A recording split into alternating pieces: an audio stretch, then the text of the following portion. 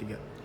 Assalamualaikum warahmatullahi wabarakatuh. Halo semuanya, kami dari kelompok 8 mata kuliah Keselamatan Pasien dan Keselamatan Kerja atau sering disingkat dengan K3.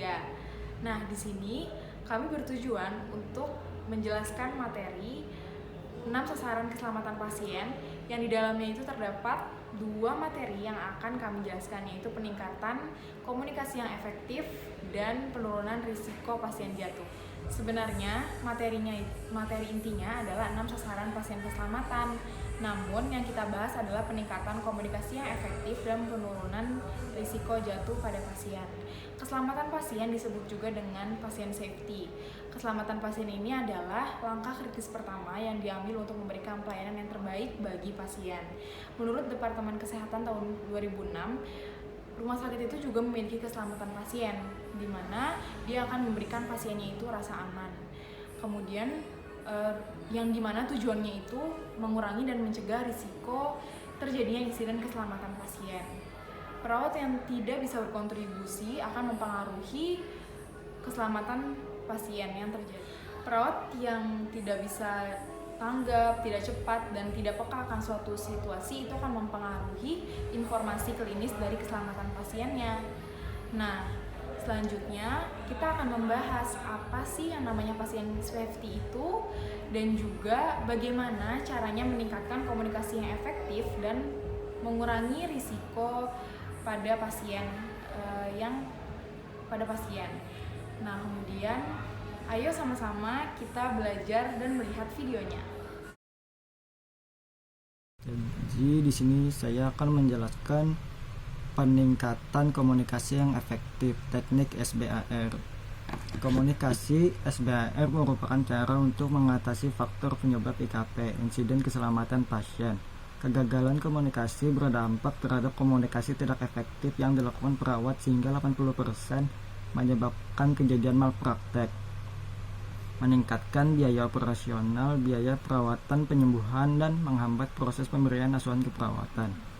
Komunikasi efektif dalam praktik keperawatan profesional merupakan unsur utama bagi perawat dalam melaksanakan asuhan keperawatan dalam mencapai hasil yang optimal. Salah satu kegiatan keperawatan yang memerlukan komunikasi efektif adalah saat serah terima tugas atau handover dan komunikasi lewat telepon. Teknik SBAR merupakan bagian dari keselamatan di rumah sakit dalam meningkatkan keselamatan pasien, keselamatan pekerja atau petugas kesehatan, keselamatan bangunan dan peralatan di rumah sakit yang berdampak terhadap keselamatan pasien dan petugas, keselamatan lingkungan yang berdampak terhadap pencemaran lingkungan dan keselamatan pasien. Nah, jadi selanjutnya kita akan membahas apa sih tujuan penerapan keselamatan pada pasien. Jadi, tujuan penerapan keselamatan pada pasien yaitu agar pada saat pasien berada di rumah sakit, itu kita dapat mengurangi resiko terjadinya insiden pada keselamatan pasien. Dan juga kita dapat menghindari terjadinya penyakit baru, entah itu karena cedera medis ataupun adanya komplikasi baru. Nah, dan yang paling penting, prinsip dari penerapan keselamatan pasien ini yaitu agar proses penyembuhan pasien itu berlangsung cepat dan meningkat. Nah, tetapi tidak sampai di situ saja, masih banyak sekali tujuan penerapan keselamatan pasien. Nah, contohnya lagi nih, yang pertama, jika sebuah rumah sakit itu terbiasa dengan melaksanakannya sistem penerapan keselamatan pasien, maka akan terciptanya budaya penerapan keselamatan pasien di antara tenaga kesehatan di rumah sakit itu. Nah, seperti sangat berhati-hati saat melakukan tindakan ke pasien. Kemudian yang kedua, akan meningkatkannya akuntabilitas rumah sakit di pandangan masyarakat dan keluarga pasien. Dan yang terakhir, itu akan menurunkan tingkat kejadian tak diharapkan. Nah, segitu dulu untuk penjelasan tentang tujuan penerapan keselamatan pasien. Untuk materi selanjutnya akan dibahas oleh teman saya. Dan yang selanjutnya ada penerapan dari komunikasi metode SBAR atau singkatan dari Situation, Background, Assessment, dan Recommendation. Jadi SBAR itu merupakan metode komunikasi saat perawat melakukan transfer pasien. Langkah yang perlu kita perhatikan untuk melakukan metode SBAR yaitu yang pertama situation atau situasi, yaitu kita bisa menyebutkan salam, asal ruangan perawatan, identitas pasien serta tanda-tanda vital pasien. Yang kedua yaitu ada background atau latar belakang. Kita dapat menyebutkan riwayat penyakit pasien, alasan pasien dirawat, dan terapi yang diterima pasien dengan signifikan. Yang ketiga yaitu assessment atau penilaian. Nah, jadi di situ kita dapat menyebutkan penilaian kita terhadap kondisi pasien tersebut. Yang keempat ada recommendation atau rekomendasi, yaitu kita dapat memastikan jam kedatangan dokter dan menyarankan dokter untuk melihat keadaan si pasien. Jangan lupa untuk mencatat hasil pembicaraan di kertas untuk mengkonfirmasi ulang apakah data-data dan kondisi pasien sudah benar. Apabila sudah benar dan pihak dilapori tersebut menyatakan setuju, maka pembicaraan tersebut sudah selesai. Pengurangan risiko jatuh. Keselamatan pasien atau yang biasa kita sebut dengan pasien safety merupakan langkah utama dalam pelayanan di rumah sakit, yaitu untuk membuat asuhan pasien menjadi lebih aman. Nah, tujuan dari pasien safety ini sendiri adalah untuk mencegah dan mengurangi terjadinya insiden jatuh pada pasien. Jadi, perawat harus bertanggung jawab pada pasien safety ini. Jika tidak, maka akan mengancam keselamatan pasien. Nah, untuk faktor risiko jatuh ada dua, yaitu faktor intrinsik dan faktor ekstrinsik. Faktor intrinsik diantaranya yaitu riwayat jatuh sebelumnya, gangguan kognitif atau psikologis, usia lebih dari 65 tahun, jenis kelamin, lamanya rawat inap, osteoporosis, gangguan muskuloskeletal, dan lain sebagainya. Selain itu, faktor yang berkaitan dengan gangguan muskuloskeletal tadi, misalnya menyebabkan gangguan gaya berjalan, kelemahan ekstremitas bawah, kekakuan sendi, sinkope, atau kehilangan kesadaran secara tiba-tiba yang disebabkan oleh berkurangnya aliran darah ke otak dengan gejala lemah, penglihatan gelap, keringat dingin, pucat, dan pusing. Selain faktor intrinsik, yaitu ada faktor risiko intrinsik. Selain faktor risiko intrinsik, faktor risiko ekstrinsik juga menjadi faktor terkait dalam risiko pasien jatuh.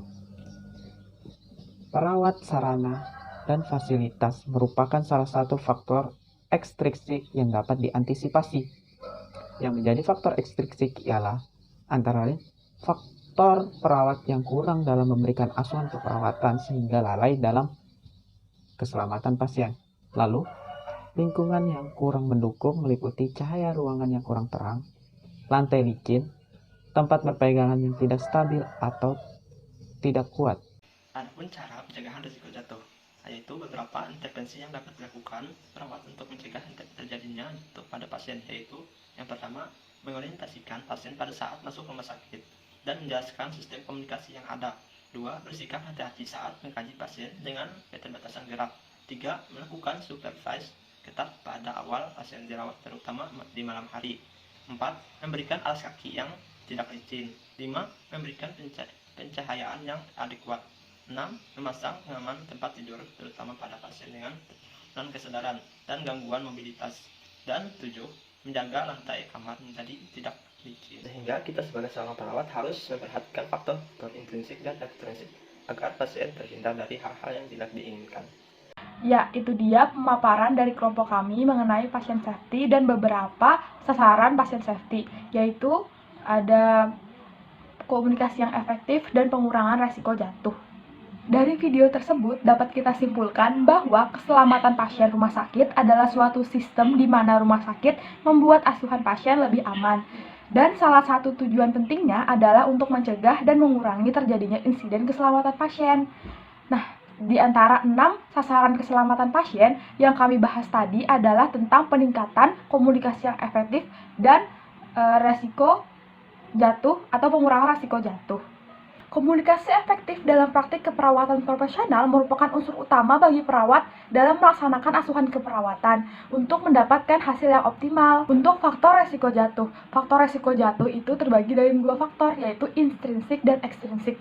Faktor intrinsik diantaranya yaitu riwayat jatuh sebelumnya, gangguan kognitif atau psikologis, usia lebih dari 65 tahun, jenis kelamin, lamanya rawat inap, osteoporosis, dan gangguan muskuloskeletal, dan juga lain sebagainya.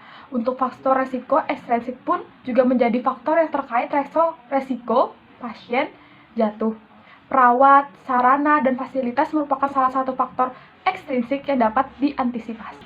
Yang menjadi faktor ekstrinsik ialah antara lain faktor perawat yang kurang dalam memberikan asuhan keperawatan, sehingga lalai dalam keselamatan pasien. Lalu lingkungan yang tidak mendukung meliputi cahaya ruangan yang kurang terang, lantai yang licin, tempat berpegangan yang tidak kuat atau tidak stabil. Nah, itu dia simpulan dari video tersebut. Semoga video kami bermanfaat. Salah hilap mohon maaf. Terima kasih. Assalamualaikum warahmatullahi wabarakatuh.